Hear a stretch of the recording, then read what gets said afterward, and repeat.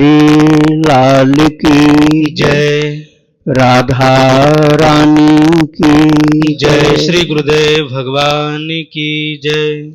श्री राधे राधे। भक्ति प्रश्नोत्तरी कार्यक्रम प्रारंभ किया जा रहा है।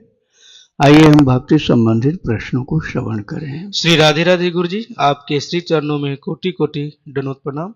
रविंद्र जी हैं, इनका प्रश्न है, गुरुदेव क्या ऊपर के लोकों में भी श्राप मिलने के चांसेस रहते हैं ज्यादा, जैसे गौलोक, निकुंज या साकेत, इनमें भी क्या श्राप मिलते हैं, जैसे जय विजय को मिल गया?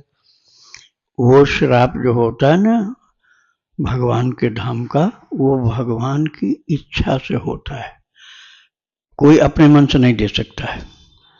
जैसे जय विजय ने श्राप दिया था ना, तो सनकादि को भी बड़ा दुख हुआ कि जय विजय को श्राप हमने क्यों दे दिया। जय विजय ने नहीं श्राप दिया था, जय विजय को श्राप सनकादि मुनि ने दिया था। तो बहुत दुखी हुए। तो प्रभु ने कहा, वैकुंठनाथ भगवान नारायण ने, कि मेरी इच्छा से हुआ है, आपका कोई दोष नहीं है। तो ऐसे ही कभी कभी राधा रानी और श्री दामा भाई बहन है, लेकिन वहां भी श्राप हुआ है। तो 100 वर्ष का विरह हुआ, 100 वर्ष का विरह, 100 वर्ष का विरह भाई के श्राप से, श्री दामा के श्राप से। ये जो ऊर्ध्वलोकों में श्राप होते हैं ना, वो किसी की व्यक्तिगत शक्ति नहीं होती, भगवान की इच्छा होती तब होता है। और मनुष्य लोक में भी सामान्य व्यक्ति का दिया हुआ श्राप कोई काम में नहीं आ सकता, मतलब प्रभाव ही नहीं पड़ेगा। आशीर्वाद भी इसी तरह से काम नहीं आएगा, प्रभाव नहीं पड़ेगा। तो अपने को कभी भी ऐसी गलती नहीं करनी चाहिए। श्राप तो देना ही नहीं है, आशीर्वाद भी भगवान के नाम की ओर से। प्रभु सदा मंगल करते हैं या करेंगे तो ठाकुर जी करेंगे ना, वो हम थोड़े करेंगे।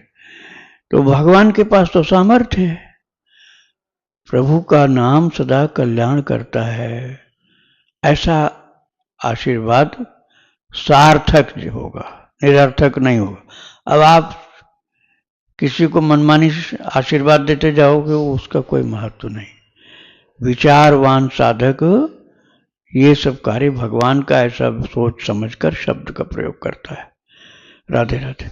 इनका दूसरा प्रश्न है, गुरुदेव जैसे गीता जी में ठाकुर जी ने कहा तद्धाम परमम, तो क्या गोलोक साकेत लोक के भी ऊपर कोई लोक है क्या, जहाँ ठाकुर जी कह रहे ले जाने के लिए? तद्धाम परमम, ये 15वें अध्याय में भगवान ने कहा, यद गत्वा न निवर्तन्ते तद्धाम परमम मम, जहां जाकर जीव को कर्म बंधन के कारण वापस नहीं आना पड़ता है, वही धाम है, एक ही धाम है। ये भगवान ने गीता की शब्दावली में जो कहा है, वो किसी अलग अलग लोक का नाम नहीं लिया, न वैकुंठ का नाम लिया, न गोलोक का नाम लिया, न साकेत का नाम लिया। बस केवल उसकी विशेषता बताई है कि मेरा धाम कौन सा है जहां जाकर वापस नहीं आना पड़ता। वो प्रभु का धाम एक ही है, क्योंकि प्रभु एक ही है। लेकिन वो भक्त की वांछा के अनुसार वो स्वरूप भगवान का भी, उनके धाम का भी परिवर्तित होता है। आपका प्रेम जो है उसके अनुसार प्रभु बन जाते हैं। जैसा आपका प्रेम होगा वैसे ही बन जाएंगे, और वैसे उनका धाम भी प्रकट हो जाएगा। ये करुणा सिंधु की विशेषता है। राधे राधे। प्रथम जी हैं, इनका प्रश्न है, गुरुदेव श्री राम जी की भक्ति और निरंतर राम नाम जप में रुचि हो, ऐसा आपसे आशीर्वाद मांग रहा हूँ। दास के प्रारब्धवश असाध्य रोग से दोनों कोल्हे खराब हो गए हैं, जो कि नकारात्मक विचार भक्ति में बाधा डाल रहा है। दास चलने में और कोई कार्य करने में असमर्थ है। दास के सौतेले भाई बहन माता जी हैं, जो कि मेरे मरने की इंतजार कर रहे हैं। पिताजी विवश और नास्तिक हो गए हैं। दास को कोई नहीं है। दास मानसिक शारीरिक पीड़ा में है। दास ने अनगिनत पाप किए हैं। दास अपना अपराध स्वीकार करता है। आपसे प्रार्थना है कि दास के अपराध को क्षमा करने की कृपा करें। दास की प्रार्थना है कि दास को इस जन्म में मुक्ति मिले, नहीं तो अगले जन्म में प्रभु की कृपा भक्ति मिले। दास ने सुना है कि संत कृपा से जीवन के सभी पाप अपराध नष्ट हो जाते हैं और दुर्गति नहीं हो पाती। कृपया मार्गदर्शन करें। क्या खराब है शरीर में? गुर्दे कूल है गुरुजी, तो कूल है? हाँ, अच्छा चलने फिरने कोई कार्य अच्छा, करने में कमर असमर्थ की हड्डी कूल्हा होती है, तो वो तो ऑपरेशन करने वाला डॉक्टर का सब्जेक्ट है। जिसको उसके लायक समझता उसी का करता है डॉक्टर, हर किसी का नहीं करता है। अब आपने यदि भक्ति की है और करते हैं तो वैसे डॉक्टर का सम्मान करना चाहिए। यदि वो आपको ठीक कर सकेगा तो अच्छा है, लेकिन यदि एज ज़्यादा हो गई या हीमोग्लोबिन बहुत कम हो गया या ऐसी कुछ बातें हैं जहाँ पर वो ऑपरेशन सक्सेसफुल नहीं हो सकता है, तो बस उसको प्रारब्ध मान करके आप खूब भजन करो। आशीर्वाद किसी से मत मांगो। आशीर्वाद देने की क्षमता बहुत, कोई भगवत प्रतिनिधि हो, ठाकुर जी का पार्षद हो, और वो भी भगवान की इच्छा हो तभी होता है। आपका भजन ही आपको आशीर्वाद देगा।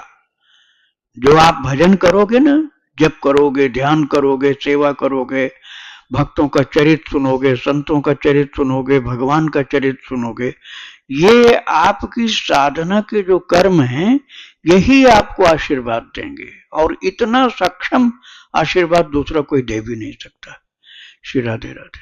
कमलेश जी हैं उड़ीसा से, इनका प्रश्न है, महाराज जी तुलसी माता के कौन कौन से दिन में भोग नहीं लगाना चाहिए और परिक्रमा नहीं करना चाहिए? हम रोज भोग लगाते हैं, सुबह शाम, और परिक्रमा भी करते हैं दोनों टाइम, और दीप भी जलाते हैं और परिक्रमा भी करते हैं, तो कौन सा सही है, कौन सा गलत है? कृपया मार्गदर्शन करें। केवल तोड़ने, पत्ता तोड़ने और जल डालने पर ही प्रतिबंध है। ऐसा नहीं कि आप परिक्रमा नहीं कर सकते, आरती नहीं करते हैं, कर सकते। तुलसी माता को आप भोग लगाना चाहें अलग से तो लगा सकते हैं। वास्तव में पत्ती तोड़ना ही मुख्य निषेध की बात है। आप जल उस समय डाल सकते, जैसे तुलसी का पौधा सूख रहा है, अब रविवार मंगलवार द्वादशी का निषेध है, लेकिन मान लो यही दिन पड़ गया और गर्मी का झंझावात चल रहा, ग्रीष्म ऋतु प्रचंड रूप से तप रही है, और उस समय तुलसी का पौधा सूखा जा रहा है। अब आप कहोगे नहीं आज तो पानी हम नहीं डाल सकते, तो ये ना समझिए। ऊपर से पानी मत डालो, पौधे के ऊपर से पानी मत डालो, जड़ से भी थोड़ा हटकर मिट्टी सूखी जहाँ है वहाँ धीरे धीरे धीरे डाल दो, जड़ में पहुँच जाएगा वो पानी, तो उनके जो सूखने का कष्ट है वो दूर हो जाएगा, पानी की कमी वाला कष्ट जो दूर हो जाएगा, हरी हो जाएंगी। ये सेवा हो गई आपकी, छूना नहीं है, जल की धार ऊपर से डालना नहीं। लेकिन यदि हरा भरा पौधा है तब पानी उस दिन मत डालो, रविवार मंगलवार द्वादशी को, और यदि पानी बिल्कुल नहीं है तो थोड़ा दूर से डाल सकते। आरती करना, आरती करने में छुआना तो है नहीं, थोड़ा दूर से खड़े होना। आरती की जो फ्लेम है, लपट, वो नहीं छूनी चाहिए, और दूर से परिक्रमा भी करनी चाहिए। ऐसा नहीं कि चलते समय आपका कपड़ा भी, चादर भी फंसता जा रहा है और माता की जो शाल फंस रही है, ऐसे सट करके नहीं परिक्रमा करना चाहिए, थोड़ा दूर दूर से परिक्रमा की जाती है। दंडवत भी करना है, प्रणाम भी करना है, तो बिल्कुल वो माथा नहीं रख दो वहाँ तुलसी के ऊपर, दूर से धरती पर मस्तक रख के प्रणाम करना चाहिए। सेवा भावना, आदर की भावना दोनों बनी रहनी चाहिए। आदर की भी भावना और सेवा की भावना, दोनों का बैलेंस होना चाहिए। श्री राधे राधे। इनका दूसरा प्रश्न है, एकादशी व्रत करते हैं गुरुदेव, और लेकिन खान पान लहसुन प्याज तो नहीं खाते हैं और मूली भी नहीं खाते थे, लेकिन अब कुछ बीमारी ऐसी है कि डॉक्टर मसूर की दाल और गाजर वगैरह खाने के लिए बोल रहा है, तो ऐसे में हम क्या करें? ये मांसाहार तो है नहीं, और बहुत ज़्यादा इसका निषेध नहीं है, कहीं कहीं निषेध भी है। तो औषधि के रूप में तो आप ले सकते हैं, लेकिन औषधि के रूप में गंदी चीज नहीं खाना चाहिए। और देखो, शरीर जो है, शरीर माध्यम खलु धर्म साधनम, धर्म का साधन करने के लिए शरीर जो है आवश्यक है। तन बिन वेद भजन नहीं वर्ण। तो शरीर की रक्षा तो भगवान की चीज है। क्यों? क्योंकि इससे शरीर ठाकुर जी की सेवा की जा रही, ठाकुर जी की भक्ति की जा रही। तो ये शरीर अपना नहीं है, ये भगवान की सेवा की वस्तु है। भगवान की सेवा के बहुत सारे इंस्ट्रूमेंट्स हैं, उपकरण हैं, उसमें से एक ये भी है। ये भी उन्हीं के लिए अर्पित है। तो इसको ठीक रखने की कोशिश तो करना चाहिए। राधे राधे। गीता जी गुड़गांव से, इनका प्रश्न है, गुरुदेव मैंने निम्बार्क संप्रदाय से दीक्षित हूँ। मुझे गुरु जी से 2 मंत्र दिए गए हैं, जिनमें से एक शरणागति मंत्र है। तो दोनों की माला क्या बराबर बराबर फेर सकते हैं, या फिर दोनों मंत्र में से अलग अलग, जैसे किसी की 5 तो किसी की 8, या दोनों की बराबर 5-5 माला फेर सकते हैं? शरणागति मंत्र को तो एक माला ही जप लीजिए आप सुबह स्नान के बाद। और ध्यान रखना कि स्नान का मतलब यह नहीं कि 8 बजे उठिए आप, ब्रह्म मुहूर्त में ये सब करना है, जल्दी उठो। नहीं जल्दी उठा जा रहा है तो जल्दी सो, तो जल्दी उठ जाओगे। फिर उसके बाद आलस्य त्यागने का काम कठिन होता है। आलस्य ही मनुष्याणाम शरीरस्थो महान रिपुहु। देह के अंदर रहने वाला सबसे बड़ा दुश्मन आलस्य है। और नास्ति उद्यम समो बंधु ये कृत्वा नावसीदते। और उद्यम अर्थात पुरुषार्थ के जैसा कोई अपना सगा संबंधी नहीं। आप पुरुषार्थी हो, भजन करने वाले अच्छे साधक हो, तो आप खुद ही अपने मित्र हो। और यदि आलस में पड़े रहते तो अपने ही दुश्मन हो आप। आत्मैवात्मनो रिपुरात्मन बंधुरात्मा मनस्तस्य एनात्मैवात्मना जितः। 6ठे अध्याय में भगवान ने गीता जी में कहा। तो अपने को ठाकुर जी के चरणों का दास सेवक ये बना करके रखना है। तो हम उनकी वस्तु हैं, अर्थात ये शरीर भी उनके काम में आ रहा है। मन बुद्धि शरीर सब कुछ उन्हीं के लिए है। भक्त का ये स्वरूप होता है, तो उसको भी ठीक रखना चाहिए। सेवक जो अर्थात भक्त, भगवान की वस्तु जो उसको। श्री राधे राधे। ममता सोनी जी, इनका प्रश्न है, गुरु जी यदि भूलवश गुरु मंत्र किसी को बता दिया जाए और वह वही मंत्र जपने लगे तो इससे क्या अपराध होता है या अपराध लगेगा? देखो अभी हम बता रहे थे शरणागत मंत्र तो एक माला करनी, लेकिन उसके बाद दीक्षा मंत्र जो मिला है जपने के लिए वो बहुत ज्यादा करना चाहिए। जो इसके गुरु ने जितना बताया कम से कम उतना, उससे ज्यादा कर सकते हो, कम नहीं करना चाहिए। लेकिन आपने किसी को मंत्र बता दिया और फिर वो जपने लग गया, ये विधि नहीं है। उसका सही प्रोसेस यह नहीं है।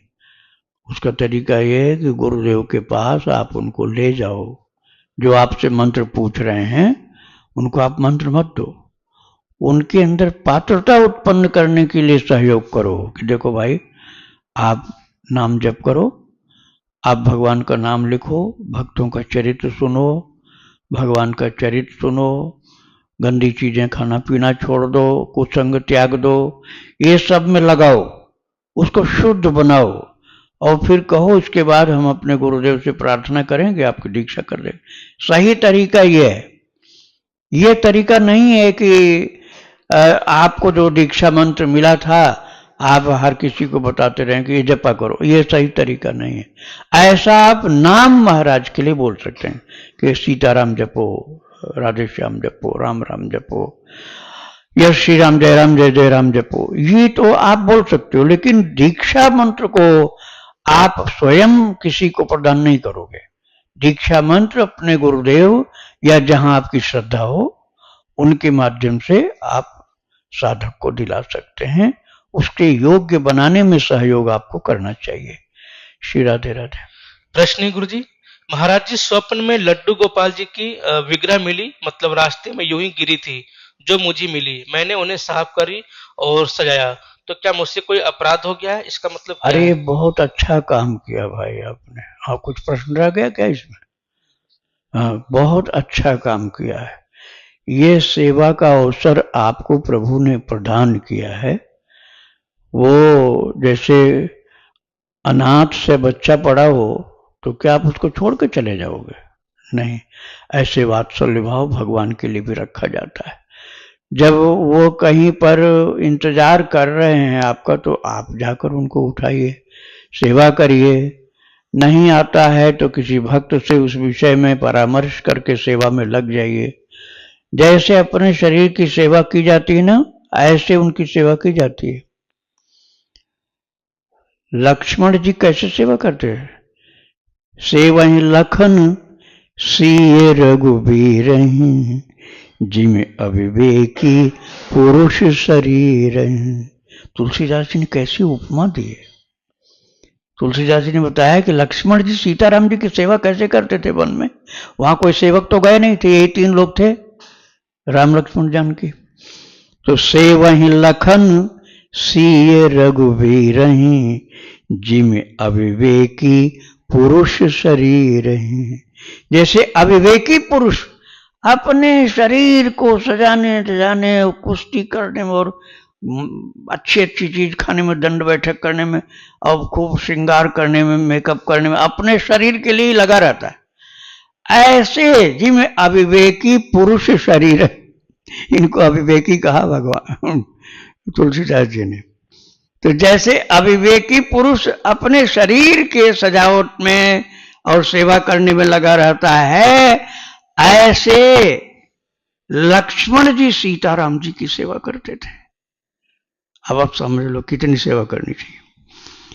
तो आपको बड़ा अच्छा अवसर प्रभु ने दिया, अपनी सेवा प्रदान की आपको, आप उनको घर ले आए, सेवा कर रहे हैं, बहुत अच्छा कर रहे हैं आप, कृपा हुई आपके ऊपर। राधे राधे। तिरंजना जी हैं जबलपुर से, इनका प्रश्न है, गुरुदेव कुछ संतों का कहना है कि राधा रानी नहीं है और राधा तत्व जैसा कुछ है भी नहीं। महाराज जी, मैंने उनको बताया आपके बारे में, उन्होंने कहा ऐसा कोई प्रमाण है ही नहीं। तो गुरुदेव आप कुछ ऐसा प्रमाण सहित जवाब दें जिससे कि मैं उनको बता सकूं और मुंह तोड़ जवाब दे सकूं। अरे भाई, जवाब देने के चक्कर में मत पड़ो। कितने लोगों को जवाब दोगे? कितने तो नास्तिक भरे पड़े हैं जो यही नहीं मानते हैं कि भगवान, अब तो राधा रानी के लिए उन्होंने बोला, कृष्ण के लिए कह देते हैं, राम के लिए कह देते हैं, ईश्वर के लिए कह देते हैं कि ये नहीं है, और अपने लिए भी यही कह देते हैं कि भस्मीभूतस्य देहस्य पुनरागमनम कुतः। जब ये शरीर भस्म हो जाएगा, जल जाएगा, तो फिर कहाँ आना जाना, खत्म हो गया खेल। फिर से कोई जन्म होता है, फिर कोई पैदा होता है, फिर कोई मरता। ऐसे इसको कहते हैं अनीश्वरवाद। चारवाक मत बोलते हैं, उसमें केवल अपने शरीर को खा पी करके बस मोटा करो, मजबूत करो, और ऋण लेकर घी पियो। ऋणम कृत्वापि घृतम पिबेत, ऋणम कृत्वापि घृतम पिबेत। कर्जा ले लेके घी पियो, क्योंकि भस्मीभूत से देह से पुनरागमनम कुतः। क्योंकि वो जब मर जाएगा, जल जाएगा, तो फिर कहाँ आना जाना उसको। ये नास्तिकवाद है, अनीश्वरवाद। तो ये से तो बहुत दुनिया भरी पड़ी है, उन सबसे भिड़ो नहीं। इसके लिए देवर्षि नारद जी ने भक्ति सूत्र में, नारद भक्ति सूत्र के 43वें सूत्र में कहा है, दुस्संग सर्वथैव त्याज्य। दुस्संग सर्वथैव त्याज्य। जो भगवान से मतलब जिसको नहीं, ऐसे से अपने कोई मतलब नहीं रखना चाहिए। और यही बात मीरा जी को लिख करके तुलसीदास जी ने भेजा था, तजिए ताहि कोटि बैरी सम, यद्यपि परम स्नेही, जाके प्रिय राम भय देही। जिसको श्री राधे श्याम अर्थात राधा कृष्ण या सीताराम जी नहीं प्रिय हैं, उनसे कोई मतलब उसको नहीं। तजिए ताहि कोटि बैरी सम, यद्यपि परम स्नेही, तजो पिता प्रहलाद विभीषण बंधु भरत महतारी, बलगुरु तजो कंत व्रज बनितन भे मुद मंगलकारी। ना तो नेह राम सो मनियत, सुहृद सुसेव्य जहां लो, अंजन कहा आंख जे फूटे बहुतक कहूं कहां लो। सो तुलसी सब भांति परम हित, पूज्य प्राण ते प्यारो, जासो होय स्नेह राम पद, ए तो मतो हमारो। तुलसीदास जी ने कहा, जिसके संपर्क से भक्ति बढ़ती है उसी से मतलब रखो। सबको जवाब देने का काम अपना नहीं है। अपने पास थोड़ा सा समय भजन में उसको पूरा पूरा लगा दो। नास्तिकों को बस दूर से वंदन करो, उनका संग मत करो। जब आप कितने दोगे वो अपने अड़ियल रुख को बदलेंगे नहीं, तुम्हारा समय वेस्ट हो जाएगा। तो यदि चाहते ही हो तो ग्रंथ का नाम मैं बता देता हूं। राधा रानी के चरित्र गर्ग संहिता में बहुत है। भागवत जी में छिपा कर रखा है सुखदेव जी ने। मुंह से राधा नाम बोलते नहीं थे, क्योंकि बोलते समाधि लग जाती थी सुखदेव जी को। ब्रह्मवैवर्त पुराण में है, गर्ग संहिता में पर्याप्त 2 ग्रंथों में। उनको बोल दो भैया ये पढ़ लो। अब उनको चक्कर में समय अपना वेस्ट मत करो, केवल इतने बता देना। राधे राधे। महेंद्र सिंह जी, इनका प्रश्न है, मैं भारतीय सेना में कार्यरत हूं, तो 2018 तक मैंने शराब और मांस का सेवन किया, पर 2018 के बाद अब सात्विक भोजन और सात्विक जीवन अपना लिया है। नियमित रूप से गुरु मंत्र जप और 1 अध्याय गीता जी का भी कर रहा हूं। तो ऐसे में मैंने जो शराब और मांस का सेवन किया, क्या मृत्यु के बाद उसका दंड भोगना होगा? आप चिंता मत करो। भगवान कहते हैं अहम त्वा सर्व पापेभ्यो मोक्षयिष्यामि मा शुच। हे अर्जुन, मैं तेरे सारे पापों से तुझको मुक्त कर दूंगा। ये प्रभु का वचन है, 18वें अध्याय का 66वां श्लोक। सर्वधर्मान् परित्यज्य मामेकं शरणो रज अहम त्वा सर्व पापेभ्यो मोक्षयिष्यामि मा शुच। प्रभु कहते हैं अर्जुन तू मेरा हो जा, बस एक ही शर्त, एक शर्त, एक माम एकम शरणम ब्रज, एक मेरी शरण में आ जा और मेरा हो जा। तेरे सारे पापों को काटने की मेरी जिम्मेदारी है। अब सुधार हो गया ना, पहले किया था, अब भक्ति में लग गए। क्षिप्रम बहुत धर्मात्मा शाश्वत शांतिम निगच्छति कौन्तेय प्रतिजानीहि न मे भक्त प्रणश्यति। मेरे भक्त का नाश नहीं होने पाता है। उसकी भक्ति की भी रखवाली करता हूं और उसकी भी रखवाली करता हूं, ऐसा प्रभु ने 9वें अध्याय में गीता जी में कहा है।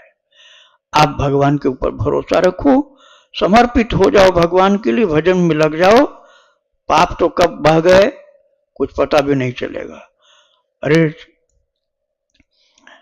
पूछा था भक्तों ने श्री चैतन्य महाप्रभु से कि नरक में तो नहीं जाना पड़ेगा, और बहुत बहुत घनघोर लोगों को चैतन्य महाप्रभु ने शिष्य बना लिया था। जगाई मदाई 2 तो प्रमुख थे अपराधियों में, लेकिन ऐसे बहुत से थे। तो उन्होंने कहा अब क्या आप भी हमको नरक में जाना पड़ेगा? तो महाप्रभु चैतन्य ने कहा कृष्ण नाम जपते हो ना? बोले हाँ जपते हैं। तो बोले वो जो यमराज है ना, वो मेरा सेवक ही है, चिंता मत करो। बोले मेरा सेवक है वो, यमराज कोई अलग शक्ति नहीं, वो मेरा सेवक है, बहुत छोटा सेवक है। जब तुम मेरे हो गए तो अब तुमको वो प्रणाम करेगा। नरक में जाने को तो छोड़ो, प्रणाम करेगा तुमको कि तुम भगवत धाम जा रहे हो, मैं प्रणाम कर रहा हूं। तो आप निश्चिंत रहो, प्रभु के शरणागत हो गए, अब सब मार्ग प्रशस्त हो गया, आपका कल्याणकारी रास्ता खुल गया। चलते जाओ, प्रभु का नाम गाते जाओ।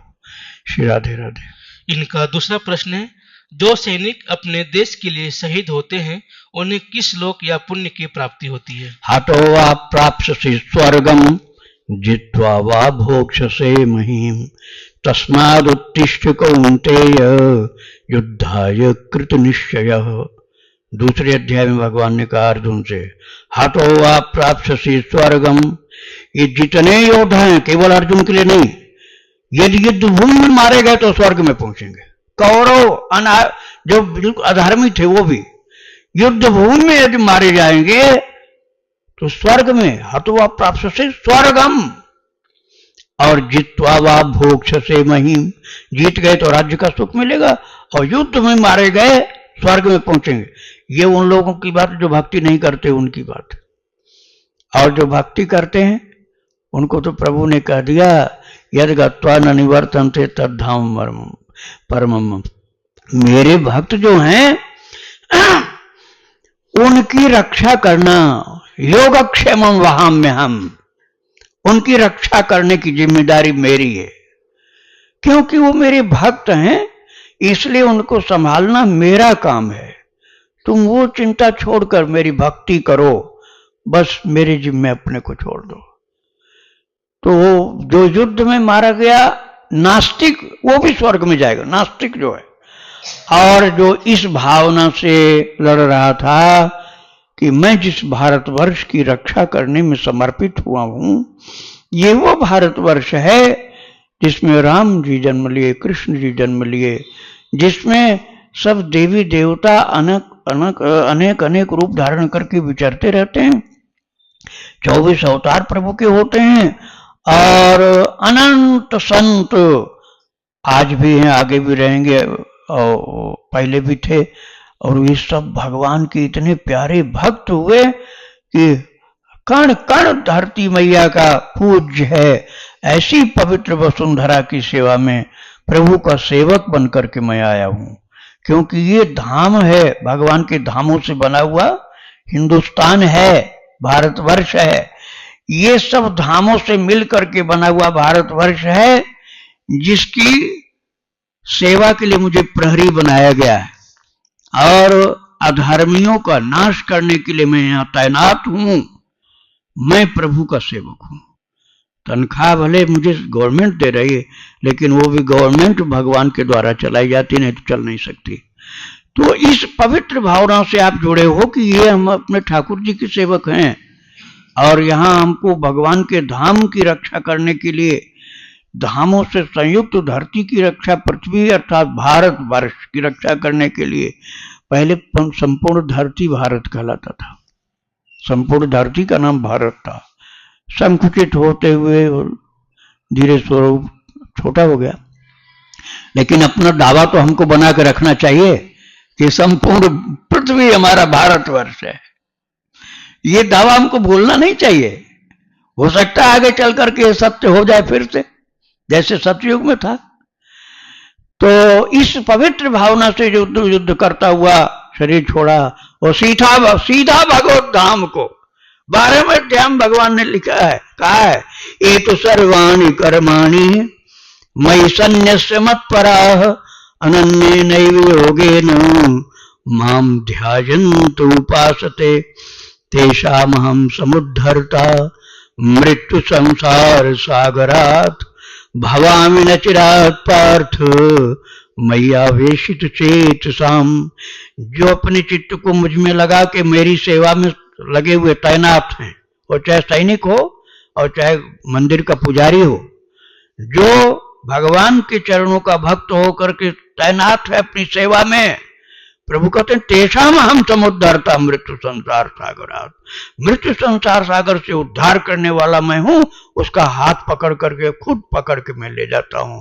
उसको यमराज आज देख भी नहीं सकते, दृष्टिपात नहीं कर सकते हैं, शासन तो उनका कहां पहुंचेगा। श्री राधे राधे।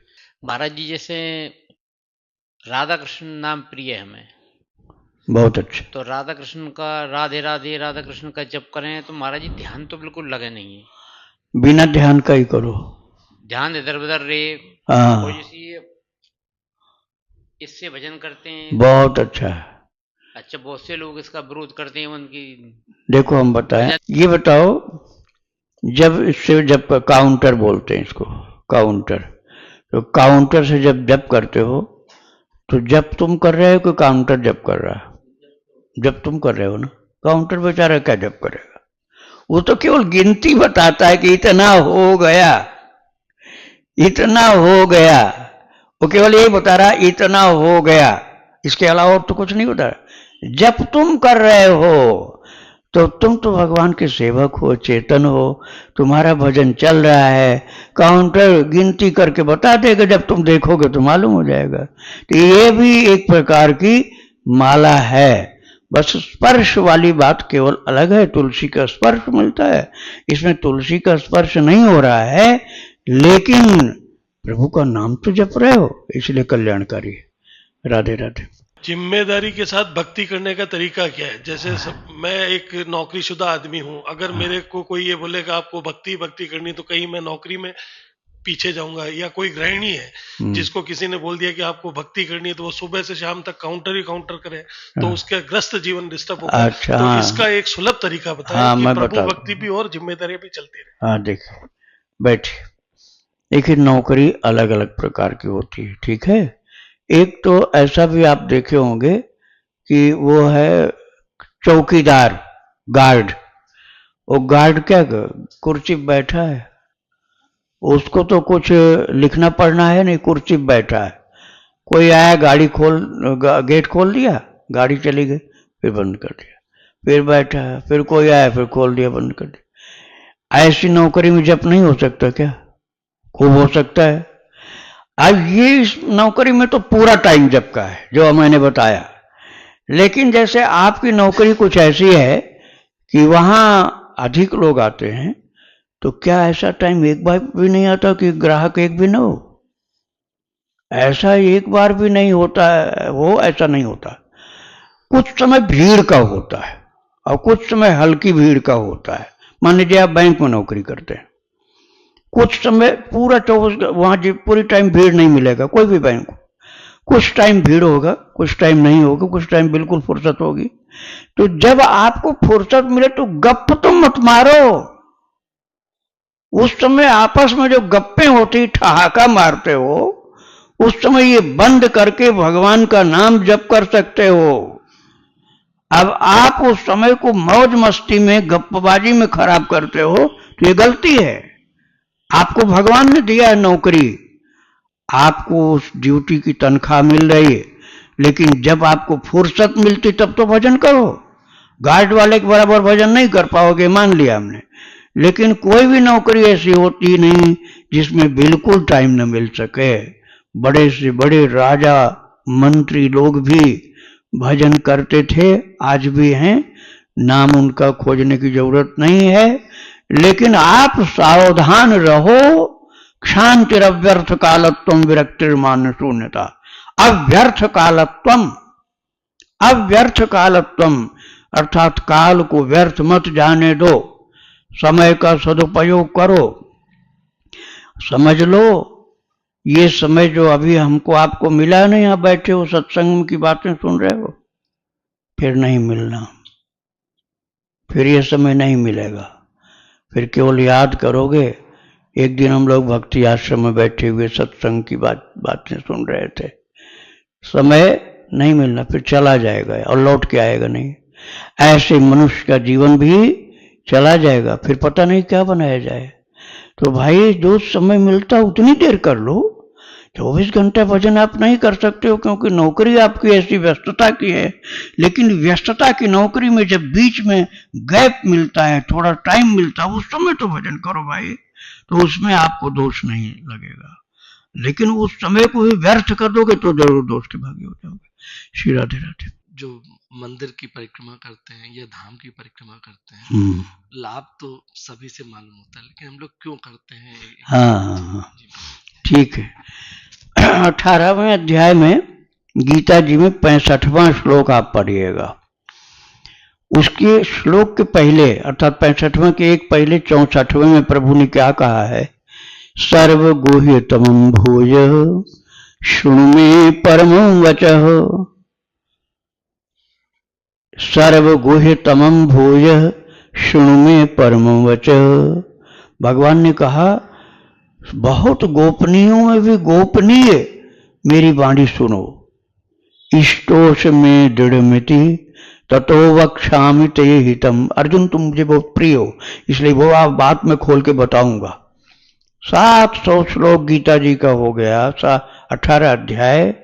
लेकिन अब प्रभु क्या करें, अब उपदेश पूर्ण होने जा रहा है, तो कह रहे हैं अब जो सबसे गुप्त बात सुन लो अर्जुन।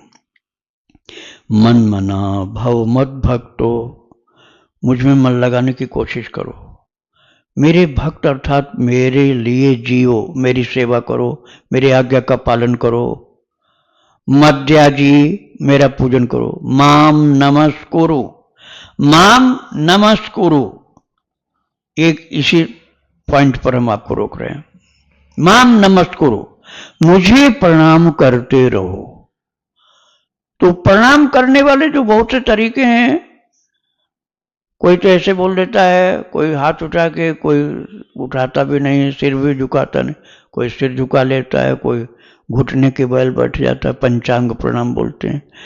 और पूरा का पूरा धरती पर लेट जाए, भूतल पर दंड की नहीं, तो उसको बोलते हैं साष्टांग प्रणाम। वो साष्टांग प्रणाम हुआ, धरती पर लेटकर प्रणाम किया। अब उसके बाद आगे बढ़ो और जिसको प्रणाम कर रहे हो उसको अपने दाहिने हाथ, उसको अपने दाहिने हाथ कर, जैसे हम ठाकुर जी को प्रणाम कर रहे हैं तो ऐसे चलेंगे तो ठाकुर जी बाएं हो गए, मान लो ऐसे चले तो ठाकुर जी बाएं हाथ, ऐसे चलेंगे तो दाहिने हाथ पर ठाकुर जी हो गए। ऐसे क्लॉकवाइज घटिकावत आप चलते जाओ तो आपके जो प्रणम्य हैं वो दाहिने हाथ पर रहेंगे। अपने से पूज्य को सदा दाहिने हाथ पर रखना चाहिए, अपने से पूज्य को सदा दाहिने हाथ पर, ये रीति नीति है धर्म की। उनको अपने से बाएं करने में दोष लगता है, अनजान को नहीं लगेगा, जानने वाले को लगता है। तो अपने से जो पूज्य, जिनको हमने प्रणम्य माना, आराध्य माना, उनको अपने से दाहिने करके दंडवत प्रणाम करते जाओ, इसी को परिक्रमा बोलते हैं। घूमते घूमते घूमते उसी जगह पहुंच गए, एक दंडवती परिक्रमा हो गई। तो ये शास्त्र आदेश है। और सर्वशास्त्रमयी गीता, सर्वशास्त्रमयी गीता, सब शास्त्रों का सार गीता जी में प्रभु की वाणी है। तो इसलिए इस परिक्रमा का बड़ा महत्व है। श्री राधे राधे। वृंदावन विहारी लाल की जय। राधा रानी की जय। श्री गुरुदेव भगवान की जय। श्री राधे राधे।